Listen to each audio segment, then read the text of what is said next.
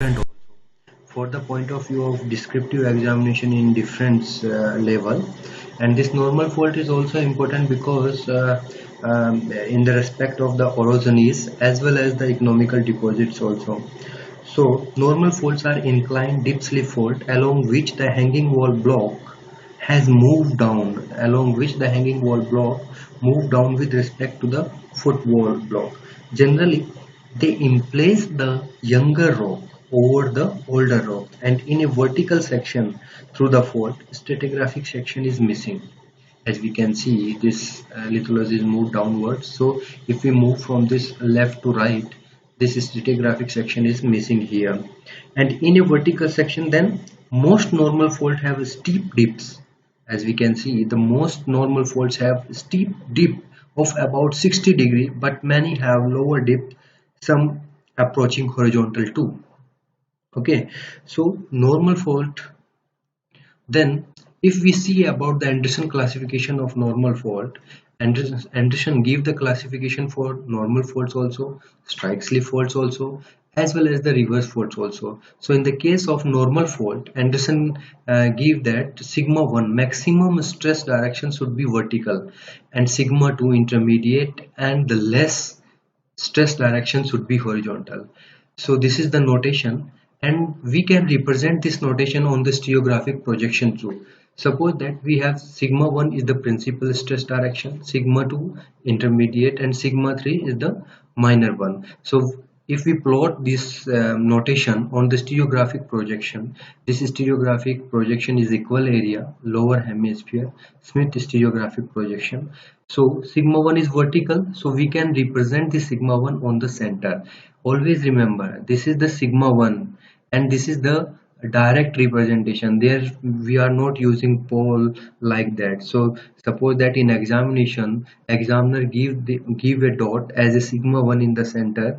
Don't go dot for the poles. Okay, so always consider this is a vertical. So sigma 1 is always vertical in the notation of the normal fault classification, and sigma 2 and sigma 3 will be horizontal. So it can come in any competition examination also with the help of, means he or she can give you the stereographic projection, and he and she can ask you the about the type of fault in the given stereographic projection. So with the help of this stereographic projection, we can give the clue, or we can means represent the normal fault like that. Okay, then features of the normal faults. So normal faults develop cataclastic rocks. Normal, as we can see here, this is a normal fault in the rock, and we can see this is the cataclastic that is represented by dot dot line. So normal faults always represent the cataclastic rock, but at some time when the normal faults are very deep, they can represent myelonites also. This one is the discrete, and this one is the brittle ductile transition. So if the normal faults are deep, they can represent the discrete myelonite. Let's take an example. For example, in Himalaya we have lots of faults. Only one fault is normal in Himalaya, that is known as Southern Tibetan Detachment zone. So, and in India, Indian geologists call that fault as a trans-Himadri fault. So this is the only normal structure in the Himalaya, and this along this trans-Himadri fault we have presence of the myelonites also. So this is a deep-seated normal fault in Himalaya. So in normal faults we can get the myelonite, cataclysite, and breccia also. Breccia always occurred in the footwall side. Okay, then we can get lineation also. If one block move against the another one, obviously there will be a lineation also, silicon sides. Okay, and yes, obviously along the normal fault we'll get lineation always show the down dip movement. Down dip movements means where is the dipping direction. So in the dipping direction, movement should be towards the dipping direction in the case of normal faults. Okay, so let's move. Then associated structure, this is the rollover fault. In rollover fault, what happens when one block move downwards against the another one? This in this sketch you can see this block is moving downward side with respect to this one. So in the rollover fault, what happened? This the hanging wall block are common, and block tilt down into the fold. This block tilt down into the fold which is opposite to the direction of the drag fold. This, yes, obviously, I mean, students or many any person can ask you what is the difference between rollover fold and the dragging. So rollover fold is only confined in the hanging wall unit, but when we talk about the dragging always occurred in both the direction, as we can see in this diagram. Okay, okay. So this dragging always occurred in both the block, but rollover only confined in the hanging wall block. As we can see, this is the schematic diagram. This is the fault line, and here we can see when the hanging wall block moves down, this one tilted downward side. So it's forming a arc upward side, and this is a rollover fold. Okay, or we can say rollover antiform structure. Then normal fold ramp, as we can see, this is a hanging wall block and moving downward side, as we can see here. So this one is forming a fold ramp incline. So ramp is that portion where one block ride another against one another one, and these are the steep sided portions in the fold.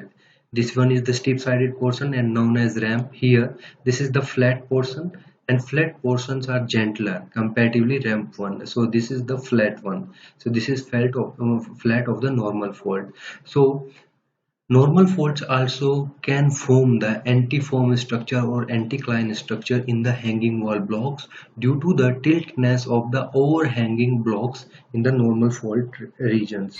Okay, so this is the shape of the surface trace of the normal fold. So here we will discuss the surface trace of the normal fold. As we can see, here are numbers of normal folds representing here. So this geometry also known as the imbrication of the normal fold, and combinedly this portion is known as half graben, and same thing is here also. As we can see, the trace of the normal fold, so the trace of the normal fold should be listed, means that if normal fold showing the curvature, that should be listed. This is very unique thing in normal fold and reverse fold. Normal fold and reverse fold is always listed, but when we talk about the strike slip fold never show listrictness in the surface. These strike slip folds always steep in nature. So here we have another structure, that is detachment fold. Detachment fold always separate from the deformed portion to the undeformed portion, that is known as detachment folds also. Here if two fold dips opposite to each other, those are known as antithetic structure. Here we can see this is a fold that is dipping towards right direction, and this fold is dipping towards the left direction. So both are dipping against to each other. These are known as antithetic structure. If we have parallel folds, those are dipping towards in same direction, known as synthetic folds. If any portion that is bounded by two normal folds, one is here, another one is here, those depict against to each other, that is known as host. Or we can say, if any block that is bounded by two antithetic fold from both the direction, known as host. Here in the case of graben, in the case of graben, what happened in graben, when two blocks opposite towards each other, and this the low lying area towards each opposite in each other, and the low lying area is known as the graben.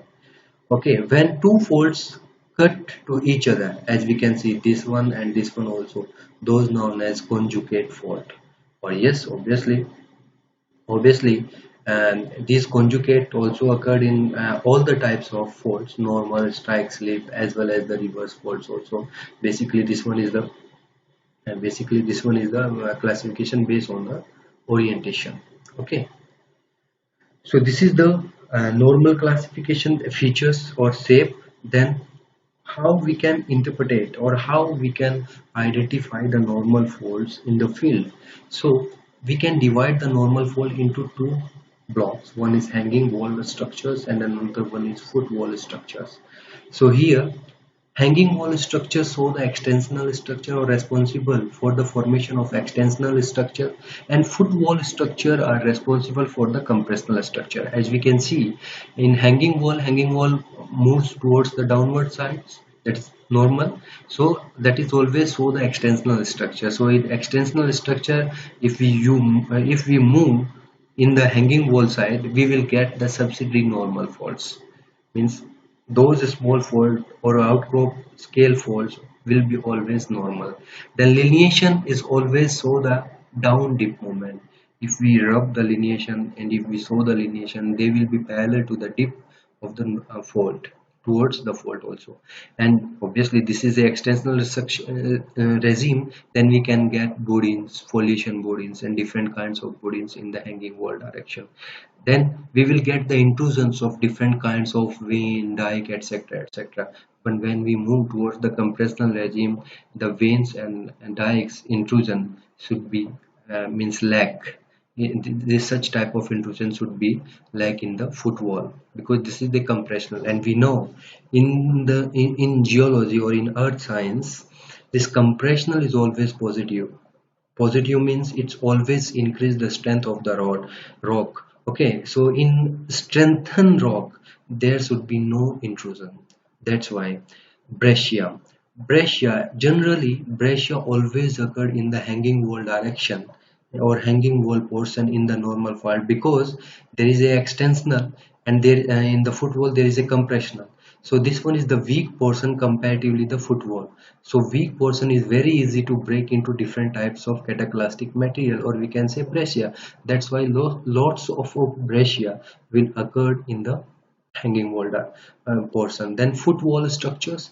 When we move towards the footwall structure, we will get compressional structures like reverse fault, lineation. Those will show up dip movements.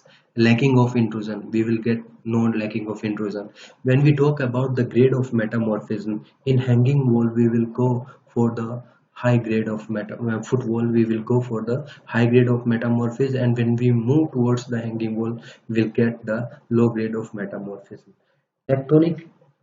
Then we have one more feature, that is regional system of normal fault. Regionally, normal fault always occurred in detachment fault, or we can say this divergent plate boundary system, ridge system, constitute an active world encircling extensional provenance characterized by normal faulting. Okay, then we can go for growth fault, apparently form in two ways. Growth fault can form in two ways. One is differential compaction of shale layer in a sandstone shale sequence, and by gravity sliding towards the basin.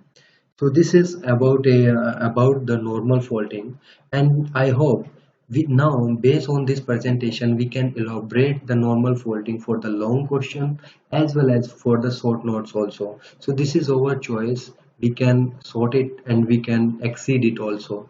Even we can add some kinematic indicators also with this normal faulting, so we can elaborate as we think. Okay, so I hope you will enjoy this video, and I will come back again with the new one, till then, thank you very much.